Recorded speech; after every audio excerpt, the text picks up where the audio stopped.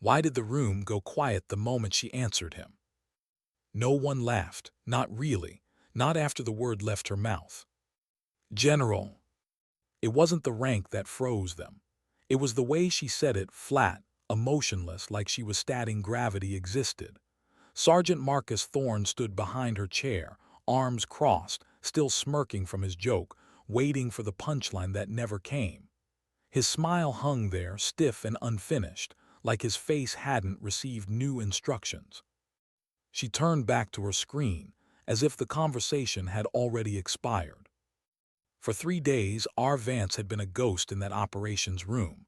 No insignia, no unit patch, no visible authority, just a woman in sterile fatigues, seated slightly apart, listening to the earth while everyone else listened to radios.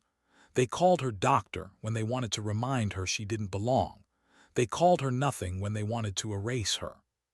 She didn't correct them. She had learned long ago that correction invited resistance. Silence invited underestimation. Inside, though, something tightened every time they talked around her. Not anger, not pride, something colder. The quiet strain of being seen as unnecessary when she knew she was essential. The data on her screen wasn't abstract. It was life and death translated into vibration. She could hear patrols days before drones ever would. She could feel the mountain shift moods before weather forecasts caught up. But that kind of power never announced itself. Thorne thought he'd exposed her, thought he'd forced her into embarrassment by asking for rank. What he didn't understand was that the answer wasn't meant for him. It was a line drawn not upward but inward. That night, alone in her cot, the word echoed back to her, General. Not because of stars or command, because of responsibility, because when systems failed, people followed her. 2 days later, she proved it. The mountain didn't care about rank. The patrol began as routine, boots grinding against scree, lungs burning in thin air, jokes forced to mask altitude fatigue. Thorne set the pace like he was daring her to break. He took the steep lines, chose unstable paths, watched her from the corner of his eye. She didn't rush, she didn't lag. She moved like someone who understood terrain as a language. Weight low, steps placed with intention, breathing steady, every choice economical. The others noticed without meaning to, not admiration, confusion. Then the rocks fell. A sudden shift, a deliberate mistake disguised as chance. Stones clattered past her boots, one bouncing close enough to sting. Someone gasped. Thorne muttered an apology too quick to be sincere. She didn't stop walking. Inside her mind, though, a note was made, not emotional, tactical. Unstable variable, ego-driven, dangerous under stress. That scared her more than the rocks. When the storm came, it came without warning. Metal screamed, alarms shrieked. The helicopter dropped like the mountain had reached up and grabbed it. Gravity took over. The impact stole breath and time and certainty all at once. In the wreckage, with snow cutting sideways and radios dead, fear arrived quietly. Not panic, worse. The creeping understanding that training had run out. Men looked at devices that no longer spoke truth. They looked at leaders who no longer had answers. Vance looked at Stone. She felt the pressure change in her sinuses, felt the pulse in the compass needle instead of reading direction, scraped snow away to expose grain and banding. The mountain was still speaking. It always was. When she told them where to go, she didn't ask permission. She walked, and they followed. Not because she outranked them, because she was right. In the cave, with firelight shaking shadows across exhausted faces, Thorne finally broke. Rage needs an audience. Shame needs a target. He chose her. When his hand closed around her arm, something in the room changed, not with violence but inevitability. She moved like physics itself. No strike, no fury, just leverage, rotation. Pain introduced exactly where the body fails fastest. He hit the ground, shocked not by the pain but by the speed. She hadn't escalated, she had ended it. Then the gunfire came, and again she listened. The echoes told her where the stone was dense, where sound bent, where movement could hide. She didn't shout orders. She gave one clear insight, a flank no one else could hear. When it was over, she didn't stand tall, didn't claim anything. She reloaded. At dawn, the storm lifted like it had never existed. The mountains stood calm, indifferent to the lives nearly lost beneath them. Back at base, consequences were handed down, careers adjusted, words spoken, papers filed. But the real change happened later in the quiet. A corporal asking about a rock. A question asked without mockery. Curiosity instead of challenge. She explained patiently, not to teach, just to share truth. When the colonel asked her how she endured men like Thorne, she didn't answer immediately. She finished her work first. Then she said it. Strength isn't how much force you use. It's how little you need. Sometimes dignity doesn't speak. It simply acts. Why did the mountains seem to breathe differently the moment they stepped onto the ridge? No one said it out loud, but everyone felt it. The air thinned in a way that wasn't just altitude. It pressed inward, heavy and watchful, as if the terrain itself had noticed them and decided to pay attention. Our Vance felt it first, not as fear, but as information.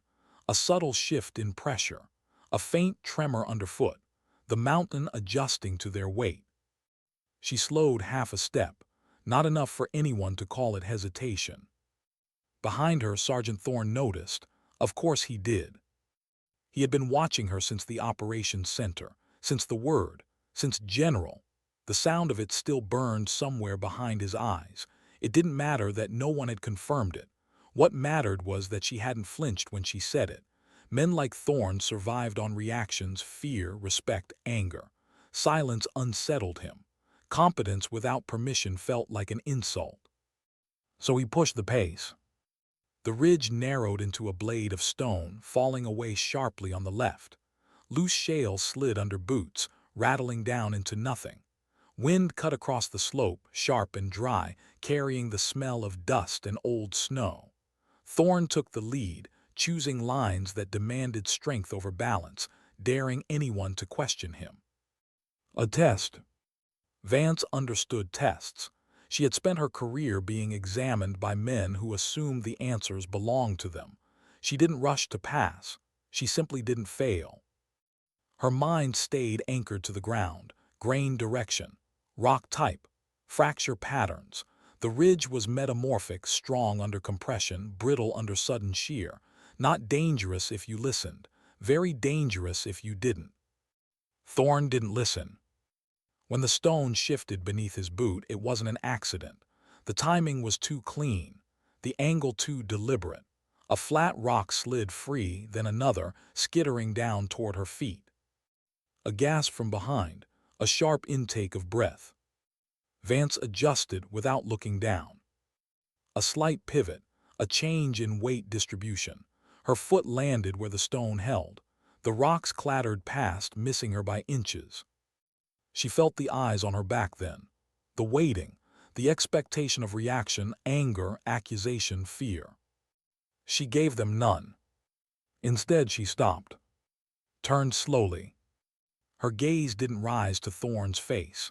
It settled on his boot, on the disturbed earth around it, on the careless way it rested too close to the edge. Then she looked up. Not with rage, not with challenge. With assessment. Something passed between them in that moment. Thorne felt it, though he didn't understand it. The way she looked at him wasn't human in the way he expected. It wasn't personal. It was analytical, like he'd been reduced to a malfunctioning piece of equipment. That unnerved him more than any accusation ever could. She walked on. The rest of the patrol followed in silence, the sound of boots softer now. Careful. Respect hadn't formed yet, but doubt had, and doubt was dangerous to pride. By the time they reached the crest, lungs burned and muscles shook. The view opened into a vast, brutal expanse of peaks folding into one another like frozen waves. The wind roared unchecked, tugging at gear, stealing warmth. Jennings called a short halt. Hydration, equipment check. Thorne stood apart, staring out at the horizon, jaw clenched. His authority still existed technically, but something had shifted. He felt it slipping not upward but sideways, toward her. That night back at the forward base, the tension followed them indoors. The sensor arrays still screamed static. Lines of meaningless noise filled the screens. Davies rubbed his eyes raw, running diagnostics that all came back clean. The system worked. The environment didn't. Frustration sharpened voices. Thorne paced, hard steps, no direction, just motion. "We don't have time for this," he snapped. "The colonel wants coverage. We're blind out there." Vance stood at her auxiliary terminal, quiet as ever. She hadn't offered a solution yet. Not because she didn't have one, because no one was ready to hear it. That, too, was a pattern she'd learned. When she finally spoke, the room stilled without anyone meaning to stop moving. "The interference isn't random," she said calmly. "It's rhythmic." Thorne scoffed. "Everything looks rhythmic if you stare long enough." She didn't respond to him. She spoke to the room, to the problem. The magnetite deposits beneath this valley are reacting to pressure shifts. Atmospheric changes are modulating the local magnetic field. The sensors are resonating with it. Silence. Then laughter, short, nervous, dismissive. "You're saying the mountain's messing with our gear," Jennings said carefully. "I'm saying the mountain is the signal," she replied. That was when Thorne lost patience. He leaned over the console, crowding her space. "Enough. We don't need theories, we need fixes." She finally turned to face him. "I have one." Her fingers moved across the keyboard, bypassing interfaces the others didn't even know existed. Code spilled down the screen, clean, deliberate, not rushed. Davies leaned in despite himself. "What is that?" he whispered. "A mirror," Vance said. "You can't silence the mountain, but you can cancel it." When the noise flattened, when the first clean spike appeared, the room went still. No one breathed. No one spoke. "Footsteps," she said quietly. 5 standard load moving east. The mountain had spoken, and she had translated. Something broke in Thorne then, not loudly, internally. The belief that strength alone commanded reality. He didn't argue, he didn't joke. He watched. 2 nights later, the helicopter lifted into darkness. Vance sat strapped in, eyes closed, feeling the vibration through the frame, mapping terrain in her mind, anticipating pressure changes. The mountain again. When the first impact hit, her eyes opened instantly. Alarms shouting, metal screaming its protest. She didn't panic. She calculated. Angle of descent, speed, terrain density below. When they hit, and the world became noise and fire and darkness, she was already unbuckling. Outside, the storm descended like a decision already made. Wind howled, snow erased distance, technology failed one piece at a time. Men shouted over one another, checked devices that lied. Vance knelt in the snow and touched stone. She felt the grain beneath her glove, felt the direction it wanted to break, felt the shelter hidden just out of sight. When she stood, her voice cut cleanly through the chaos. "This way." Jennings hesitated. Thorne didn't move. Then Jennings nodded and followed her into the white. Inside, Vance felt something unfamiliar surface, not fear, not pride. Responsibility. Not for rank, not for authority. For lives. The mountain watched, and this time it listened back. Why did the cave feel smaller the moment the wind found its way inside? It wasn't just the cold. It was the sound, the way the storm screamed past the rock face, probing, searching, as if it knew they were there. The hollow they'd found was barely a cave, more a wound in the mountain than shelter, but it broke the wind just enough to let them breathe without fighting for it. Our Vance stood near the mouth, watching the snow move sideways like something alive. Behind her, the team worked on instinct. Davies coaxed a small fire into existence. Jennings checked weapons and ammunition. Hands moved automatically, rehearsed by years of repetition. Only Sergeant Thorne sat apart, back against the stone, staring into nothing. Vance felt the tension radiating from him, not explosive yet, coiling. She'd seen this before. Men whose sense of self depended on control didn't adapt well when control vanished. The storm had stripped him of targets, timelines, certainty, and she had stepped into that vacuum without asking. Inside her chest, something tightened, not guilt, not fear, awareness. She didn't want the role she'd taken, but wanting had never been part of survival. She turned from the entrance. "Storm intensity will peak for another hour," she said evenly. "Then it should break." Thorne laughed, sharp, humorless. "You hear weather now, too." She met his eyes, calm, unmoved. "Pressure systems behave predictably," she said. "Ego doesn't." The words landed harder than she intended. She saw it immediately, the flash of insult, the tightening jaw. Jennings shifted, sensing the edge. "Sergeant," Jennings warned quietly. But Thorne was already standing. "This whole situation," he snapped, packing the narrow space, "is because of you, your gear, your theories, your ghosts in the rock. We got shot down chasing data instead of doing what we do best." Vance listened. She always did. "You're blaming causation on correlation," she replied. "The insertion point was chosen based on—" "Enough," Thorne stepped closer. "Too close. You think because you solved a computer problem you're in charge out here." The fire crackled. Shadows leapt across the walls. Vance felt something shift inside herself then, a quiet resolve. She had tried patience, tried silence, but instability, left unchecked, only grew. "Right now," she said softly, "you are the most dangerous thing in this cave." That was when his hand grabbed her arm. The moment stretched, not in panic but clarity. She felt the pressure points under his grip, the imbalance in his stance, the way his anger committed him forward. Her body moved before thought could interfere. She turned with his pull, dropping her weight, redirecting force instead of resisting it. Her hand slid to his elbow, a precise angle, a controlled extension. Pain exploded through his arm. Thorne hit the ground hard, breath leaving him in a raw sound that echoed off stone. Silence followed. No one spoke, no one moved. Vance stood over him for half a second, not dominant, not triumphant, neutral, as if she just reset a mechanism that had jammed.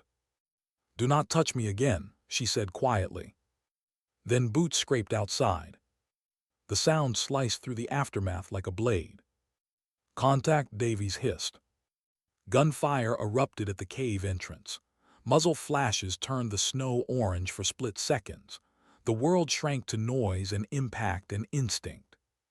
Vance dropped behind a rock pillar, heart steady. She didn't fire, she listened. Stone sang when bullets struck it. Each ricochet carried information, density, angle, distance. She mapped the cave in her head, tracing sound the way others trace sight. "They're clustered near the left edge," Jennings shouted. "They're waiting us out," Davies added. "Ricochets are everywhere." A frontal assault would be chaos. She saw it instantly, wasted rounds, blind angles, luck deciding who lived. She leaned toward Davies. "There's a fissure in the west wall," she said calmly. "You can hear it echo differently. It runs behind them." Davies hesitated, then nodded. She fired twice, not at the enemy but the ceiling. Stone rained down, forcing movement, breaking rhythm. Davies slipped into the dark seam of rock. Seconds later, the gunfire stopped. The cave rang with aftermath, smoke, echoes, breathing. 3 bodies lay motionless at the entrance. Vance reloaded, hands steady. She felt it then, the shift, not admiration, something heavier, trust earned under fire. Dawn came pale and quiet. Extraction followed with mechanical efficiency. No words exchanged that mattered. In the debrief, Jennings spoke honestly. Davies added what he'd seen. Thorne said nothing until asked. When he did, it was a confession stripped of defense. "I failed," he said, "as a leader, as a soldier." Vance watched him without satisfaction. Consequences weren't victory, they were correction. Later, alone in her tent, studying seismic data, Davies appeared holding a piece of stone. He didn't ask for forgiveness, he asked a question. She answered. That mattered more. Outside, the mountain stood unmoved. Inside, something had changed. Not her rank, not her role. The way they listened. Sometimes strength isn't loud. Sometimes it waits, and speaks only when the world is ready to hear it. What does it mean when the danger is over, but the weight remains? The helicopter was gone, its echo swallowed by the mountains as if it had never existed. The forward operating base returned to its familiar rhythm, generators humming, boots on gravel, radios crackling with half-heard voices. On the surface, everything looked the same. But nothing was. R. Vance felt it the moment she sat back at her terminal. The room was quieter now. Not empty, attentive. No one spoke over her. No one questioned why she was there. The silence no longer pushed her to the margins. It settled around her like space made intentionally. She focused on the data. That was safer. Seismic lines pulsed across the screen, clean and readable. Footsteps in valleys that didn't exist on maps. Convoys hiding in folds of terrain that only time and pressure could carve. The mountain spoke again, and this time, everyone listened when she translated. Still, the night stayed with her. When she closed her eyes, she felt the storm again, heard the attachment of metal tearing itself apart, felt Thorne's grip, brief, furious, human. She didn't replay it as fear. She replayed it as a question. Had she gone too far? She knew the answer logically. She had acted to prevent escalation. She had preserved the team. But logic didn't erase the faint tremor in her hands when she wrapped them around her coffee mug that morning. Control didn't mean immunity. Colonel Sterling noticed. He always did. You should rest, he said quietly, standing beside her without announcement. You've been running on reserves. So has the mountain, she replied without looking up. It hasn't collapsed yet. A hint of a smile crossed his face, then faded. They're adjusting to you. She paused. They don't need to adjust. They need to do their jobs. Sterling watched her for a moment longer. And you, what do you need? The question landed heavier than he intended. She didn't answer. That afternoon, Thorne's reassignment became official. Paperwork moved faster than people. Rumors spread slower. Some said he'd been unfairly judged. Others said he'd gotten what he deserved. Vance didn't engage with any of it. Justice wasn't loud, it was procedural. When Thorne passed her outside the operations tent, his arm in a sling, he stopped. For a moment, she thought he might speak. He didn't. Neither did she. They stood there, two paths briefly crossing, then separating without ceremony. Redemption, she'd learned, wasn't something you could give someone. They had to walk toward it on their own. That night, the base lost power for 17 minutes. Generators hiccuped, screens went dark, radios spat static. Instinctively, men reached for weapons. Vance reached for her notebook. She felt it before the alarms registered, a low-frequency shift beneath the ground, a rolling pulse spreading outward like a breath taken too deeply. Everyone stay still, she said calmly. Her voice carried. The ground trembled once, sharp and short. A minor slip along a fault line, not enough to do damage, enough to remind them where they were. When the lights came back, no one laughed it off. Later, Davy sat beside her without asking. I used to think this place was empty, he admitted. Just rock. She nodded. Most people do. He hesitated. How do you carry it knowing all this, feeling it? She considered the question. You don't carry it, she said. You let it pass through you. He absorbed that in silence. The next mission briefing was different. Jennings didn't stand at the head of the table. He stood beside her. Terrain analysis by Vance, he said simply. No rank, no qualifier. Just her name. She spoke without embellishment. Roots, risks, variables, where the mountain would amplify sound, where it would swallow it whole, where pressure would betray them days before enemy movement ever would. When she finished, no one questioned her. Not because they feared her. Because they trusted her. That trust frightened her more than the storm ever had. Trust meant responsibility without distance. It meant lives attached to her judgment. That night alone, she stared at the stars above the base, sharp, unblinking. She thought about the word Thorne had mocked.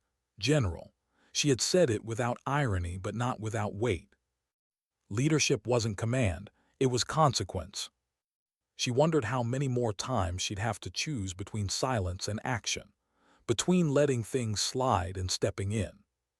She wondered if the mountain ever tired of holding everything up. In the distance, the ground pulsed faintly, a convoy moving where it shouldn't. Her screen lit up. She went back inside. Because some things didn't wait. Strength, she had learned, wasn't about standing taller. It was about standing still long enough for others to find their footing around you. What happens when the quiet one becomes the first name they call? The alert came just after midnight, not as an alarm but as a subtle change in rhythm, a hesitation in the seismic pattern that R. Vance had been watching for hours. It wasn't loud. It wasn't dramatic. It was wrong. The mountain had skipped a beat. She leaned forward, eyes narrowing, fingers hovering over the keyboard without touching it. This wasn't movement the way convoys moved. It wasn't patrols or equipment. It was deliberate stillness followed by synchronized motion, like breath held by many people at once.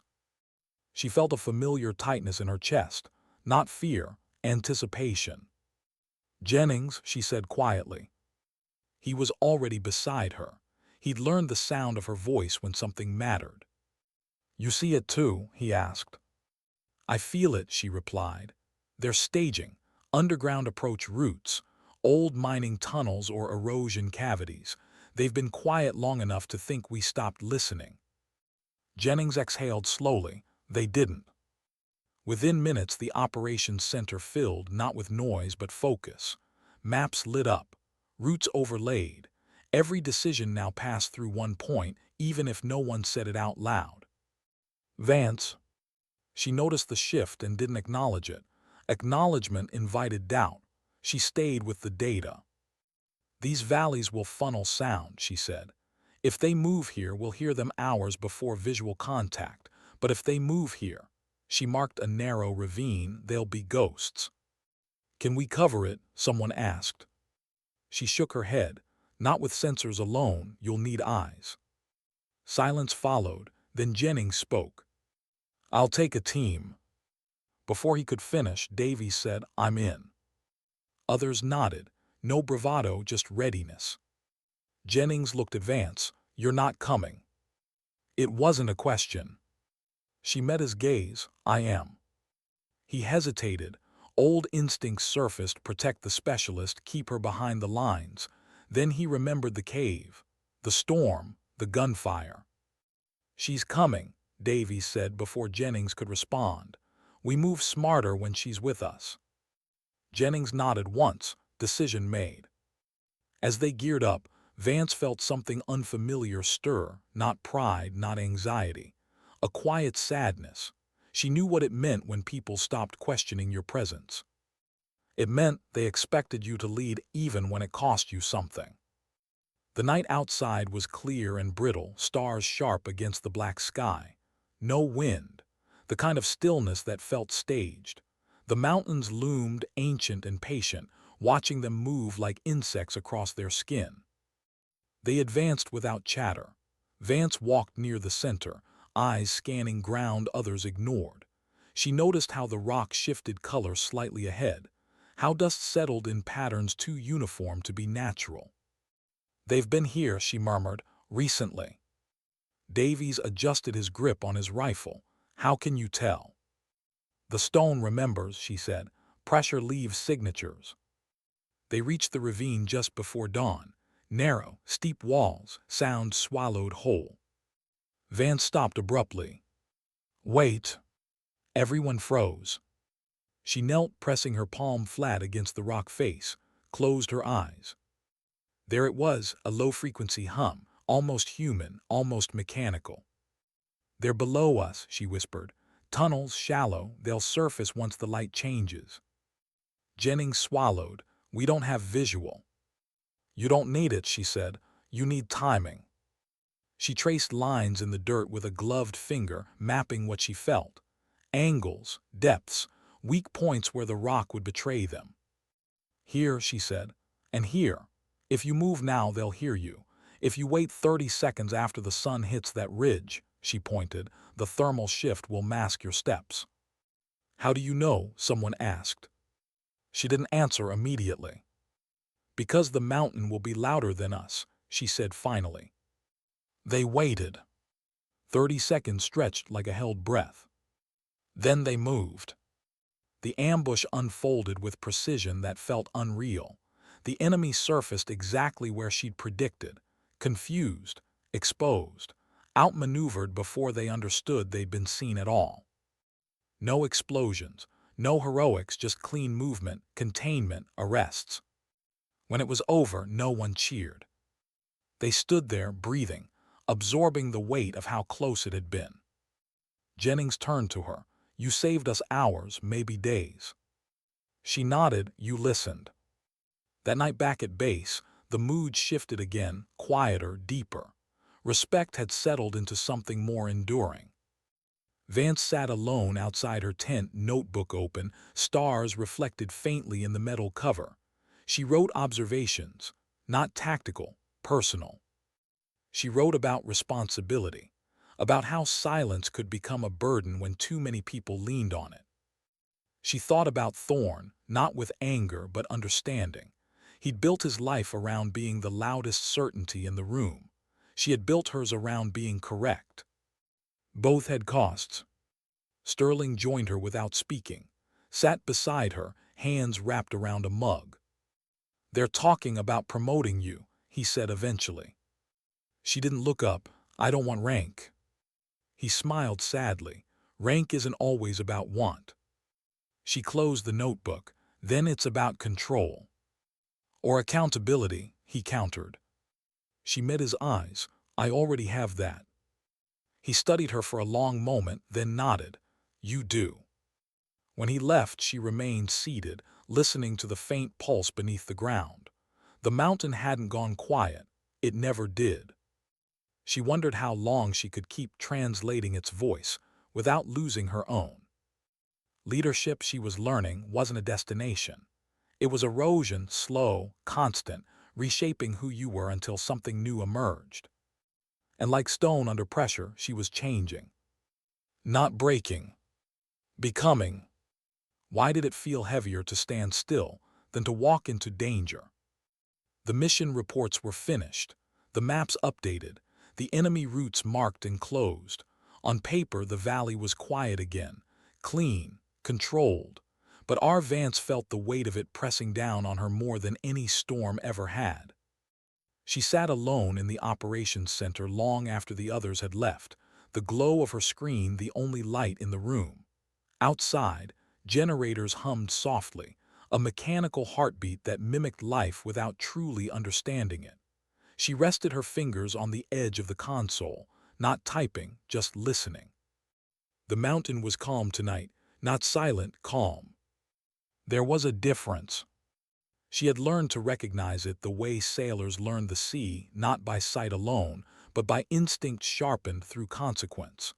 Calm meant equilibrium, a temporary agreement between pressure and patience. It never lasted forever. Footsteps approached behind her. She didn't turn. "You should get some sleep," Colonel Sterling said quietly.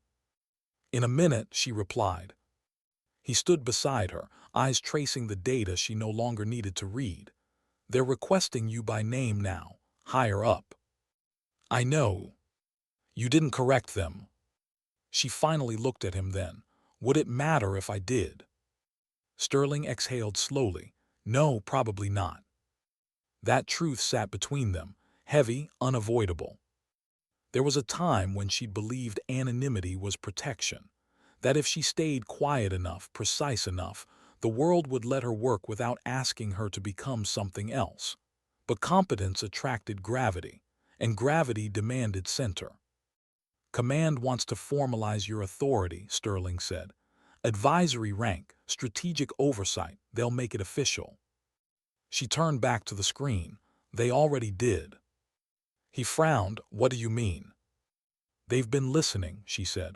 That's the only authority that lasts. Sterling smiled faintly. You know that's not how institutions work. I know, she replied. That's why they fail. He watched her for a long moment, then nodded once. There's something else. She waited. Sergeant Thorne requested to speak with you before he's transferred. Her jaw tightened barely. Why? He didn't say. Silence stretched. Send him in, she said finally. Thorne entered 10 minutes later, slower than before, arms still healing, posture altered in ways no sling could explain. He stopped a few feet away, uncertain. That alone told her everything. I won't take much of your time, he said. She gestured to the chair across from her. Then don't. He sat, looked at his hands. The hands that had once demanded space, obedience, dominance. I thought strength was about control, he said quietly. About making sure everyone moved when you did. She listened. I thought if I pushed hard enough the world would fall in line, that if someone didn't belong I'd feel it. He swallowed. I was wrong. She said nothing. You never tried to take my place, he continued. You didn't want it, that's what scares me now, you just were. She turned to face him fully. I didn't replace you, she said. You removed yourself. He nodded. I see that now. He stood, hesitated. For what it's worth, I'm sorry. She studied him. Not the apology, the understanding behind it. Learn from it, she said. That's all redemption ever is. He left without another word. Hours later, as dawn crept into the valley, Vance stepped outside. The mountains glowed pale gold, ancient and unmoved by human correction or failure.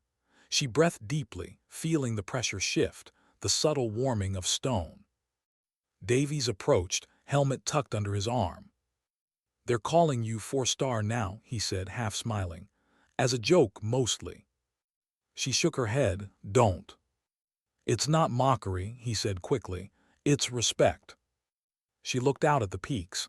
Respect doesn't need names. But people do, he replied gently. That lingered with her. When the transport came to rotate her out weeks later, no one treated it like a farewell. No speeches, no ceremony, just quiet nods, a shared understanding. As she boarded, Jennings spoke once. If we hear the mountain again, he said, we'll know what it means. She met his eyes. You always did. The helicopter lifted, carrying her away from the valley that had tested and reshaped them all. From above, the terrain looked peaceful, deceptively so. She closed her eyes, letting the vibration settle into memory. Somewhere beneath the stone, pressure continued to build. It always would. But she understood now, leadership wasn't about commanding that pressure. It was about reading it, respecting it, acting before fracture became catastrophe. And sometimes, it was about answering a joke with a truth so steady it stopped laughter cold. Because dignity doesn't need volume. Strength doesn't need permission. And authority, real authority, doesn't announce itself. It simply acts.